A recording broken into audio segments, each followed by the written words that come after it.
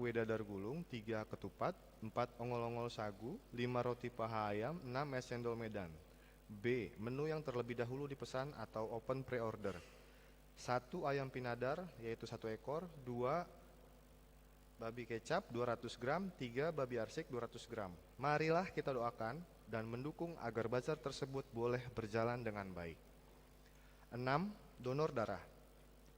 Dalam rangka memperingati Hari Sumpah Pemuda, Seksi Remaja Naposo Naposo Bulung HKBP Harapan Jaya bekerja sama dengan PMI Kota Bekasi akan mengadakan donor darah yang dilaksanakan pada hari tanggal Sabtu 29 Oktober 2022, waktu pukul 8 WIB sampai dengan selesai, tempat gereja HKBP Harapan Jaya. Bagi jemaat yang berkeinginan mendonorkan darahnya, bisa menghubungi Mazmur Sihotang di nomor yang tertera pada warta, dan Ica Borusyanipar juga di nomor yang tertera pada warta. Untuk informasi lebih lanjut akan diinformasikan melalui WA grup wilayah. Marilah kita doakan dan mendukung agar donor darah tersebut boleh berjalan dengan baik. 7. Rapat Panitia Pesta Gotilon dan Pesta Puncak Tahun Kesatian. Pada hari Senin 17 Oktober 2022 pukul 18 WIB sampai dengan selesai, Panitia Pesta Gotilon dan Pesta Puncak Tahun Kesatian akan mengadakan rapat bertempat di gereja. Dihimbau kepada seluruh panitia agar mengikuti rapat tersebut, dan warta ini menjadi undangan resmi. Warta Keuangan HKBP Harapan Jaya Resort Harapan Jaya.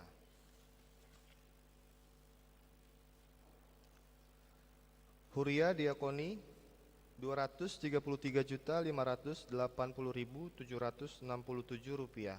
Pusat 58.023.000 rupiah. Distrik 6.823.000 rupiah.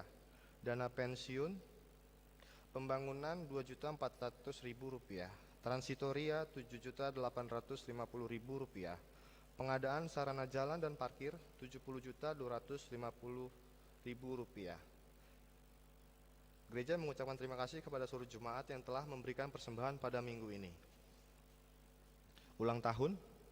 Nama-nama jemaat yang berulang tahun minggu ini tanggal 16 Oktober sampai dengan 22 Oktober 2022 dapat dibaca dalam warta jemaat.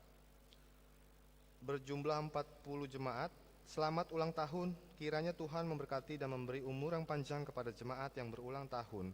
Firman Tuhan sebagai landasan bagi sukacita kita terambil dari Roma 5 ayat 5. Dan pengharapan tidak mengecewakan karena kasih Allah telah dicurahkan di dalam hati kita oleh Roh Kudus yang telah dikaruniakan kepada kita.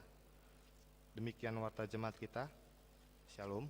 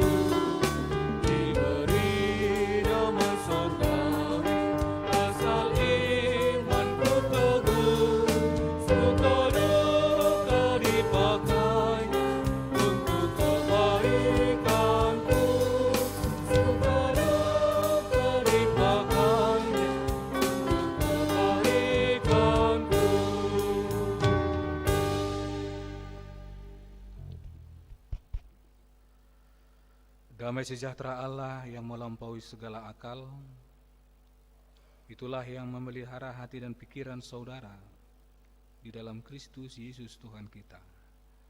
Amin. Shalom. Shalom. Jemaat yang dikasihi Tuhan Yesus Kristus, firman Tuhan yang akan meneguhkan kita dalam menjalani kehidupan ini pada minggu ke-18 setelah Trinitatis tertulis dalam Nehemia pasal 5 dimulai dari ayat 1 hingga ayat 13.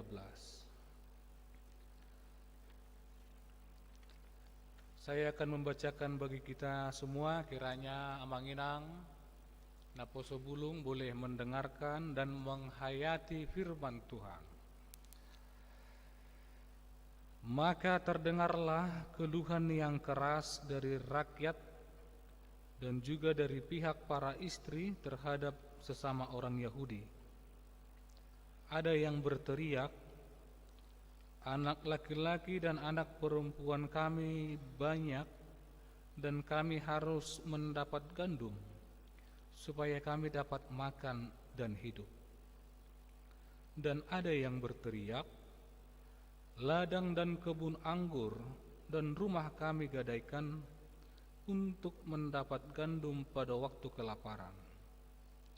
Juga ada yang berteriak, kami harus meminjam uang untuk membayar pajak yang dikenakan raja atas ladang dan kebun anggur kami. Sekarang walaupun kami ini sedarah sedaging dengan saudara-saudara sebangsa kami dan anak-anak kami sama dengan anak-anak mereka, namun kami terpaksa membiarkan anak-anak lelaki dan anak-anak perempuan kami menjadi budak, dan sudah beberapa anak perempuan kami harus membiarkan diri dimiliki orang. Kami tidak dapat berbuat apa-apa karena ladang dan kebun anggur kami sudah di tangan orang lain. Maka sangat marahlah aku ketika ku dengar keluhan mereka dan berita-berita itu. Setelah berpikir masak-masak, aku menggugat para pemuka dan para penguasa. Kataku kepada mereka, masing-masing kamu telah makan riba dari saudara-saudaramu. Lalu kuadakan terhadap mereka suatu sidang jemaah yang besar. Berkatalah aku kepada mereka, kami selalu berusaha sedapat-dapatnya untuk menebus sesama orang Yahudi yang dijual kepada bangsa-bangsa lain. Tetapi kamu ini justru menjual saudara-saudaramu supaya mereka dibeli lagi oleh kami. Mereka berdiam diri karena tidak dapat membantah. Kataku, tidaklah patut apa yang kamu lakukan itu. Bukankah kamu harus berlaku dengan takut akan Allah kita untuk menghindarkan diri dari cercaan bangsa-bangsa lain, musuh-musuh kita? Juga aku dan saudara-saudaraku dan anak buahku telah membungakan uang dan gandum pada mereka. Biarlah kita hapuskan hutang mereka itu. Biarlah kamu kembalikan kepada mereka hari ini juga ladang mereka, kebun anggur, kebun zaitun dan rumah mereka. Pula hapuskanlah hutang mereka, yakni uang serta gandum, anggur dan minyak yang kamu tagih daripada mereka. Berkatalah mereka, itu akan kami kembalikan, dan kami tidak akan menuntut apa-apa dari mereka. Kami akan lakukan tepat seperti yang engkau perintahkan. Lalu aku memanggil para imam dan menyuruh mereka bersumpah bahwa mereka akan menepati janji mereka. Juga kukebas lipatan bajuku sambil berkata, demikianlah setiap orang yang tidak menepati janji ini akan dikebas Allah dari rumahnya dan hasil jerih payahnya. Demikianlah ia dikebas dan menjadi hamba. Dan seluruh jemaah berkata, Amin. Lalu memuji-muji Tuhan. Maka rakyat berbuat sesuai dengan janji itu. Demikian pembacaan firman Tuhan yang kita dengarkan pada sore hari ini. Amang-inang, pemuda-pemudi yang percaya kepada kuasa Kristus Yesus, hidup orang Kristen tidak seindah film romantis Korea, yang mana laki-lakinya sangat-sangat memperdulikan perempuannya, yang mana setiap kebutuhan dari wanitanya dia cukupkan, dan sangat-sangat romantis, sepertinya tidak ada kurang satu apapun. Jadi pemuda-pemudi Amang-inang yang dikasihi Yesus Kristus, sebagai orang Kristen jangan pernah pikirkan kehidupan kita seperti indahnya film romantis, film Korea. Tetapi hidup orang Kristen itu akan mengalami up and down, naik turun, akan mengalami gelombang kecil, gelombang besar, dan sukacita. Setiap fase itu harus kita lewati dan kita hadapi. Maka itu, pemuda-pemudi jemaat yang dikasihi Yesus Kristus harus memiliki mental heart yang kuat, tangguh, dan mampu beradaptasi dalam situasi apapun. Jangan cengeng, jangan cemen. Apa-apa harus berjalan mulus. Tentu hal itu tidak mungkin, pasti ada gelombang. Pemuda-pemudi Amang-inang yang dikasihi Tuhan Yesus Kristus, kita harus selalu berjuang dalam kehidupan ini untuk mengasah mental kita. Karena apa? Yang kita jalani akan semakin berat, bukan semakin mudah.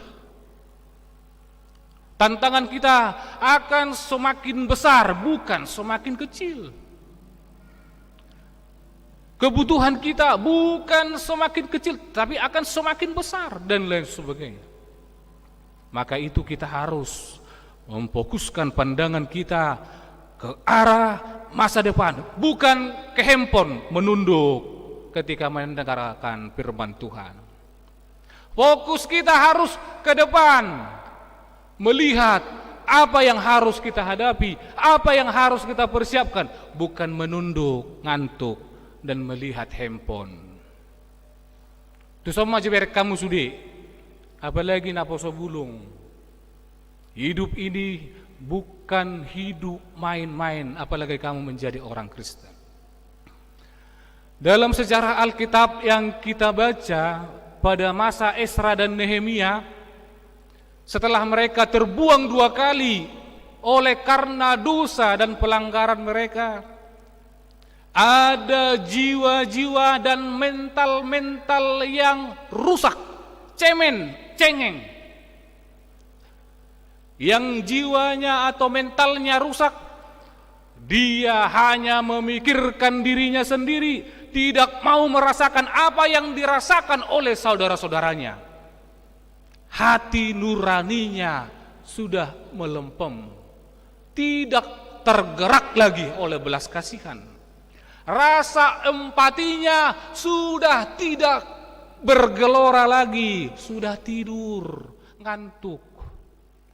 Dia memikirkan, jika dalam perjalanan hidup ini melubui holanau nak sukses, jika bisa cuma saya yang sukses, biarlah sukses sendiri. Tidak mau mengajak sesamanya. Mereka menindas, mereka tidak peduli, mereka merogoh orang-orang yang lemah. Mereka meminjamkan uang dengan riba yang tinggi. Kita bayangkan, mereka meminjamkan uang dengan riba yang tinggi ketika utang tidak bisa dibayar oleh peminjam. Yang digadaikan bukan cuman tanah, bukan cuman kebun anggur, bahkan hartanya yang paling berharga digadaikan, yaitu anak lelaki dan anak perempuan. Anak nape digadehon asal mabui mengulu, dan mental-mental yang rusak itu ya orang itu cuek-cuek saja. Yang penting mereka bisa sukses, mereka bisa menafkahi kebutuhannya sendiri. Mentalnya, empatinya sangat-sangat hancur. Pemuda-pemudi yang dikasihi Tuhan Yesus Kristus dan Amang Inang, nats khotbah pada minggu ini, pesan pertama yang dikatakan oleh khotbah ini, orang Kristen, orang yang percaya kepada Kristus, orang yang sudah ditebus Kristus Yesus, hatinya harus tergerak oleh belas kasihan. Dia harus mampu mendengarkan orang lain. Dia harus mampu merasakan yang dirasakan orang lain. Dia harus care, peduli, tidak individualis, tidak egois, tidak menang sendiri, tetapi dia harus mendengarkan keluhan, mendengarkan curhat daripada orang lain. Agar apa, Manginang yang dikasihi Tuhan Yesus Kristus?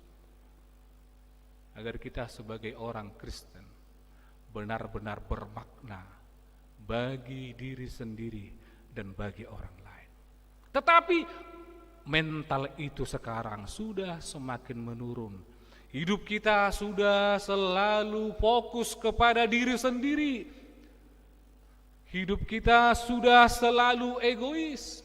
Hidup kita hanya mau menang sendiri, tidak lagi peka untuk memperhatikan keluarga dan orang lain di sekitar kita. Apalagi naposo bulung, amanginang, pemuda-pemudi, karakter itu adalah karakter yang sangat bertentangan dengan firman Tuhan. Karena Tuhan Yesus sudah mengatakan, patik raya, patik yang paling besar dalam kehidupan ini adalah kasihilah Tuhan Allahmu. Yang kedua, kasihilah sesamamu seperti mengasihi Tuhan Allahmu. Itu tugas kita.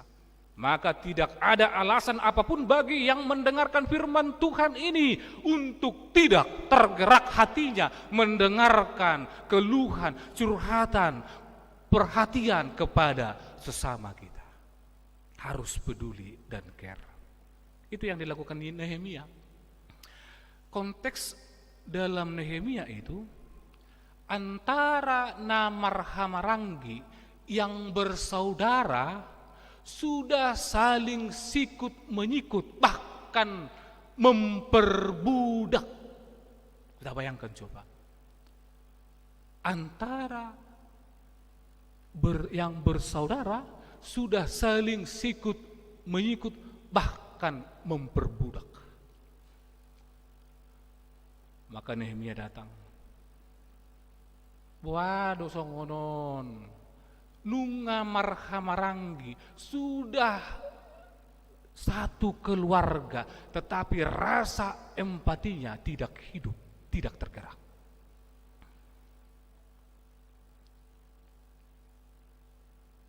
Apakah kita mau seperti itu, Amanginang?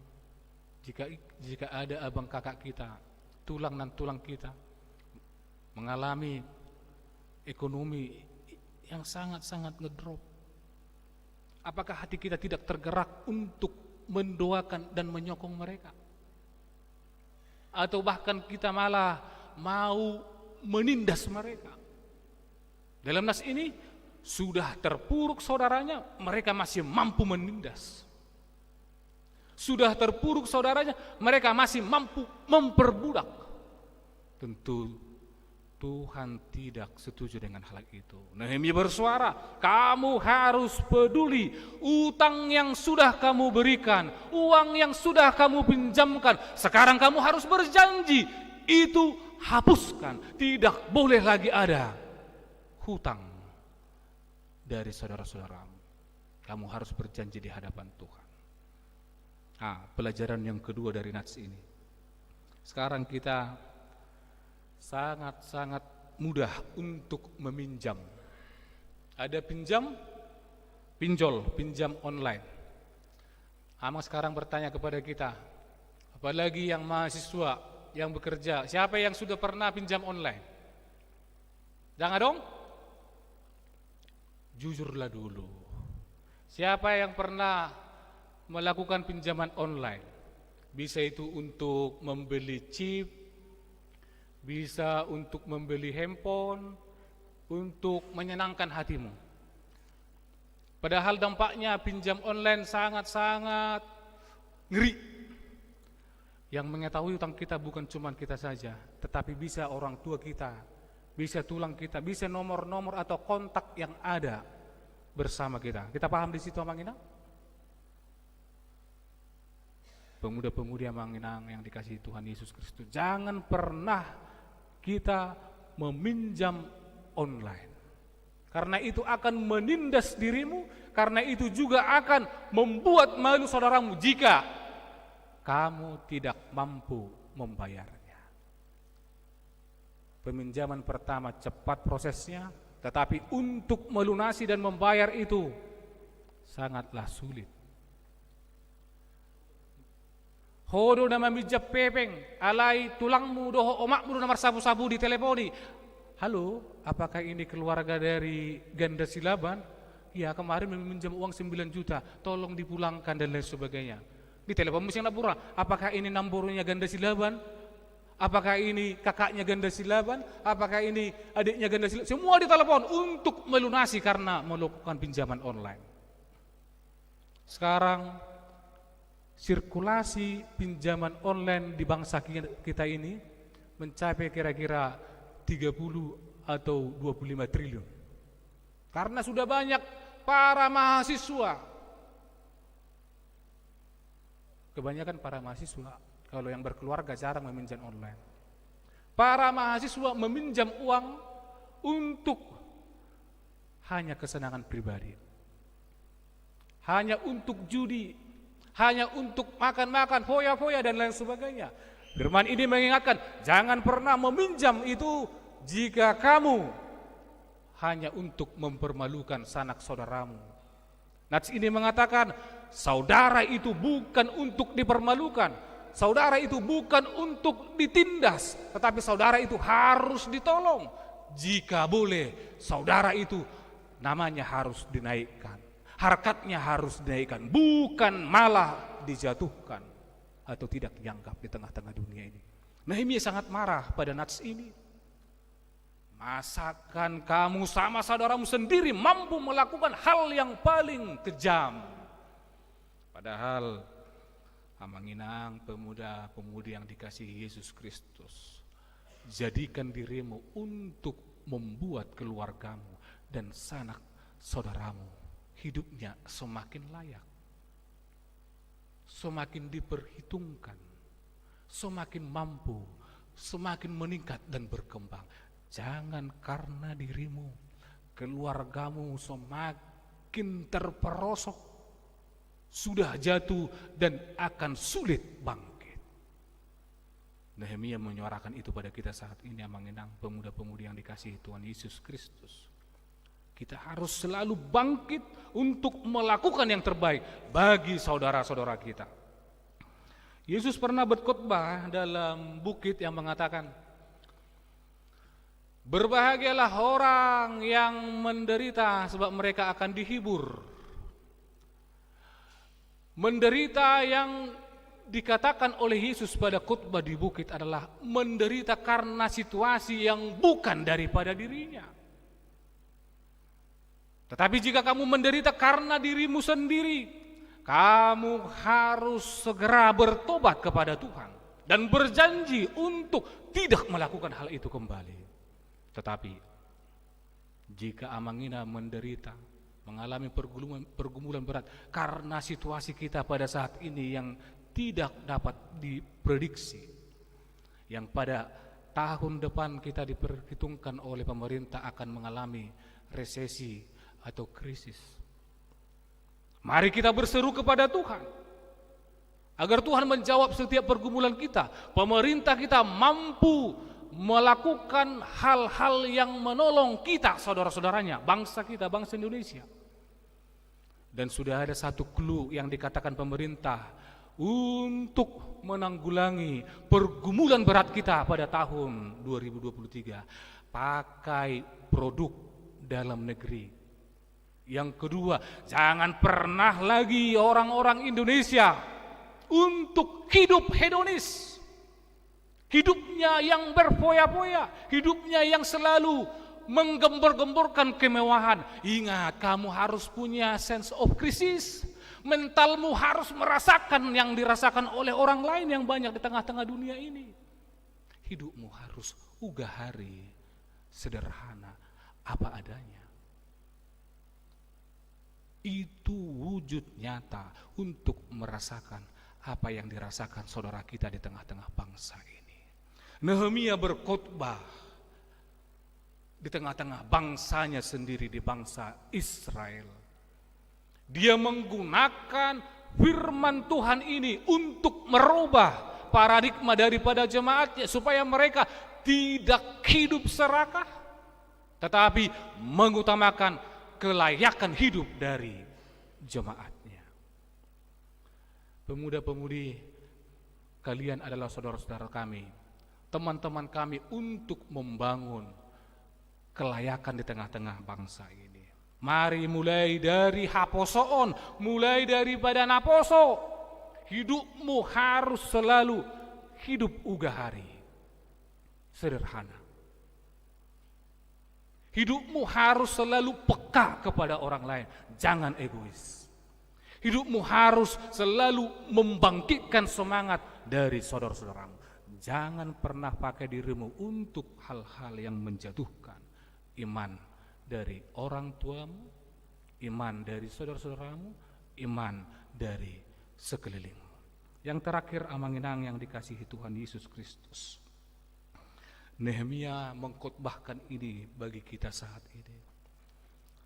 Siapakah alat Tuhan untuk menjawab pergumulan kita yang kita hadapi saat ini? Tuhan tidak akan datang lagi hadir bersama kita secara fisik, tetapi yang datang untuk membantu pergumulan saudara-saudara kita semua adalah saya dan Amang Inang dan pemuda-pemudi. Buka hatimu untuk melakukan pelayanan Tuhan, menjawab pergumulan dari saudara-saudaramu dengan mengandalkan kuasa Roh Kudus dalam kehidupanmu. Jangan pernah tutup dirimu akan kebenaran firman Tuhan ini. Harus jemaat yang dikasihi Tuhan Yesus Kristus membuka hati, peduli kepada sesama. Ulu doa manginak songoni mengelusi suku-suku manang pergumulan ni donganmu. Ulu doa minang. Firman Tuhan ini mengajak kita, jadikan dirimu untuk menjawab pergumulan dari saudara-saudaramu. Jadikan dirimu untuk menjawab keluh kesah dari saudara-saudaramu. Suami harus menjadi jawaban bagi istri. Abang kakak harus menjadi jawaban bagi keluarga dan lain sebagainya. Oleh karena itu, selalulah berseru kepada Tuhan untuk memohon petunjuknya. Seperti Paulus dalam epistel kita, ketika dia mengalami pergumulan berat, dia berdoa 3 kali kepada Tuhan, sembuhkan penyakitku. Tetapi apa? Dengan kesaksian iman mengatakan, biarlah kelemahanku ini Tuhan menjadi wujud nyata dari kuasamu di tengah-tengah dunia ini. Artinya, pakai dirimu untuk menjadi wujud nyata jawaban dari setiap pergumulan kita jika kamu selalu berseru kepada Tuhan, karena Tuhan akan menjawab setiap pergumulanmu. Amin. Kita berdoa.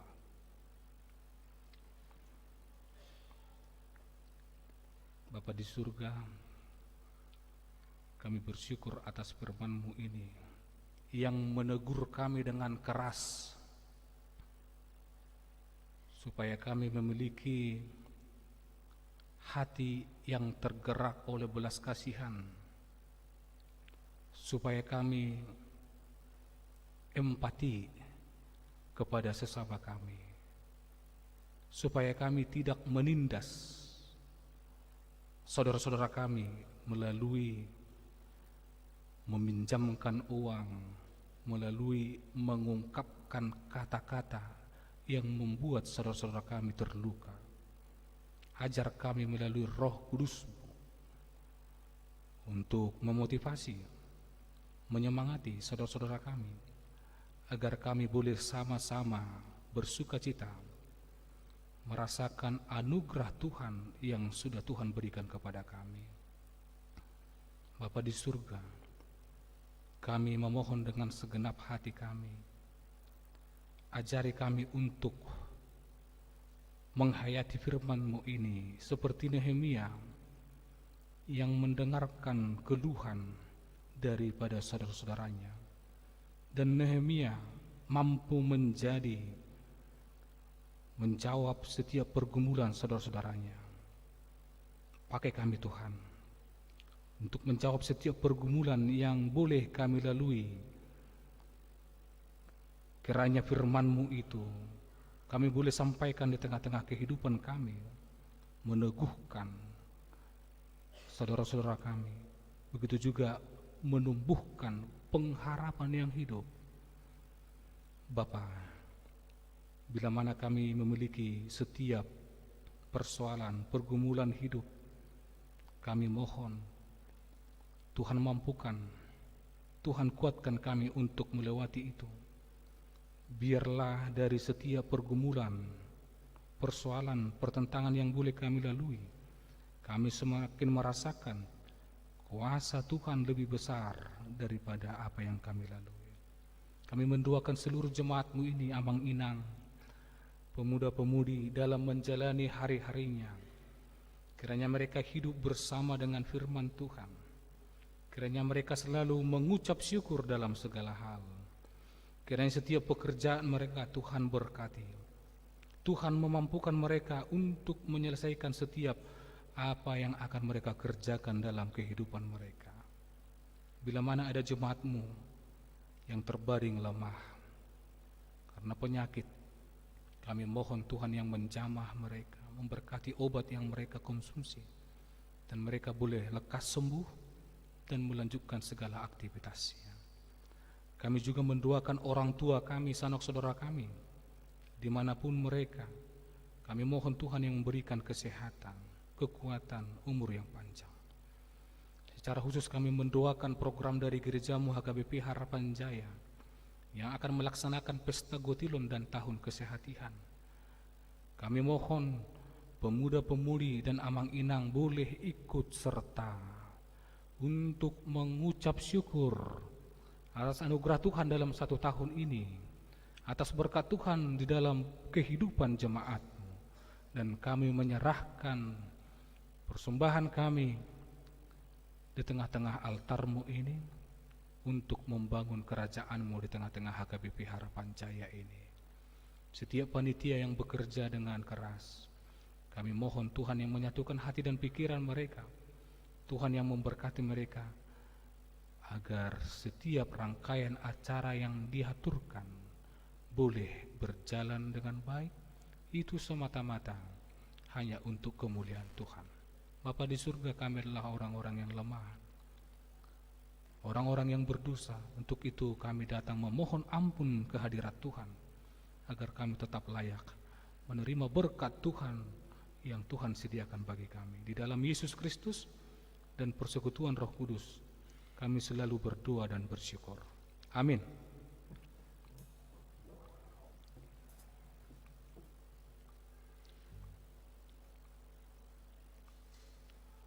Kita bernyanyi.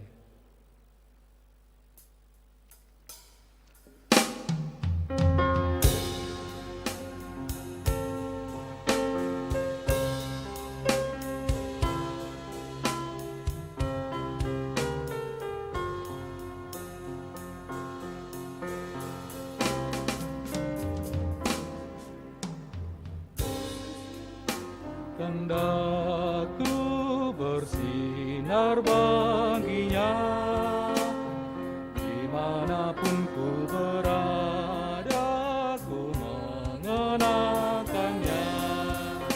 Bersinar, bersinar, itulah kehendak Yesus. Bersinar,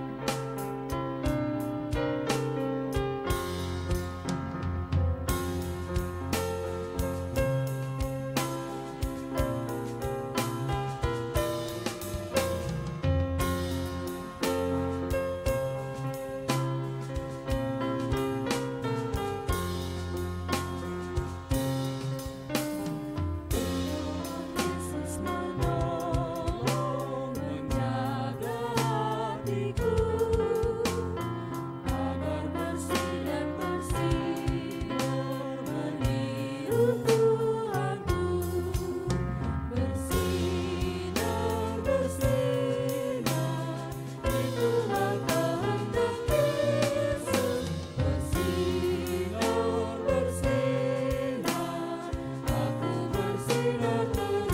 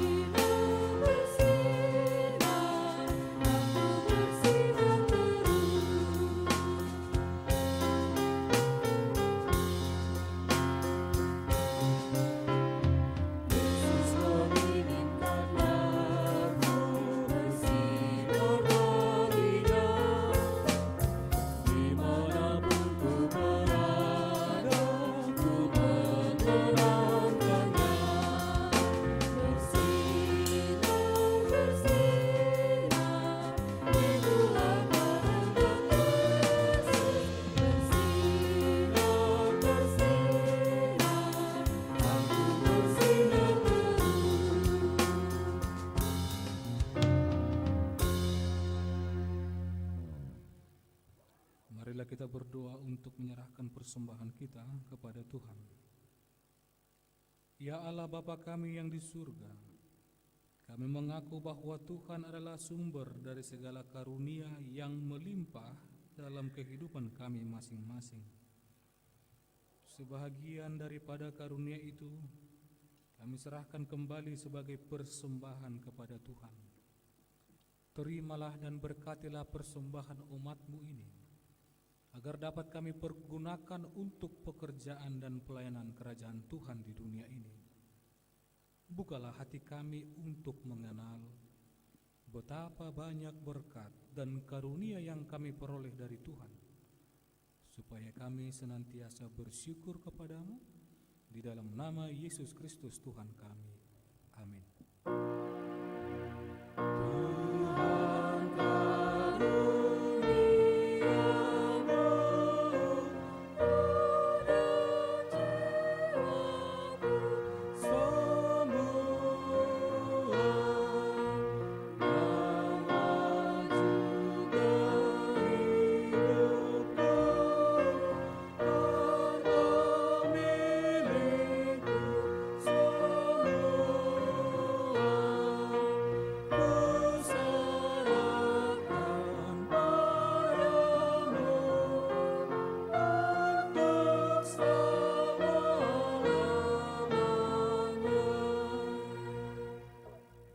Bapa kami yang di surga, dikuduskanlah namamu, datanglah kerajaanmu, jadilah kehendak-Mu di bumi seperti di surga.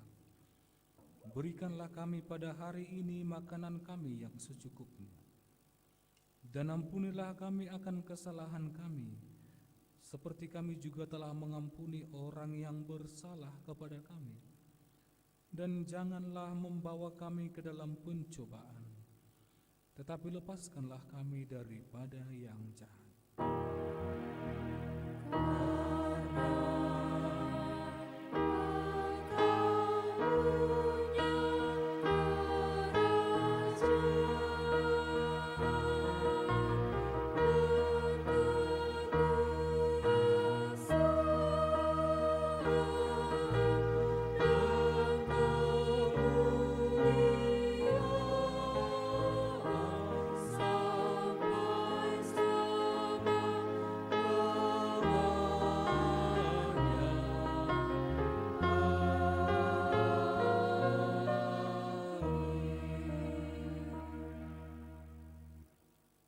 Pulanglah dengan damai sejahtera dan terimalah berkat dari Tuhan.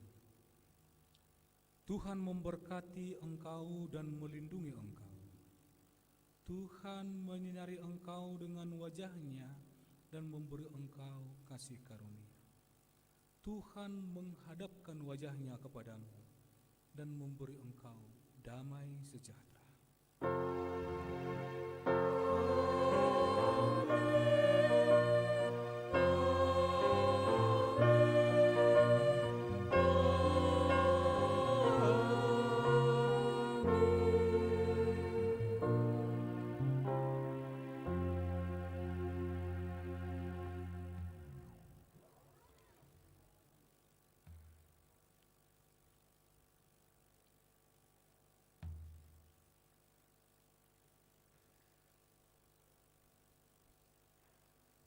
Shalom, selamat hari Minggu bagi kita semua. Kami dari pelayan yang melayani pada ibadah sore ini mengucapkan selamat hari Minggu bagi kita semua. Horas.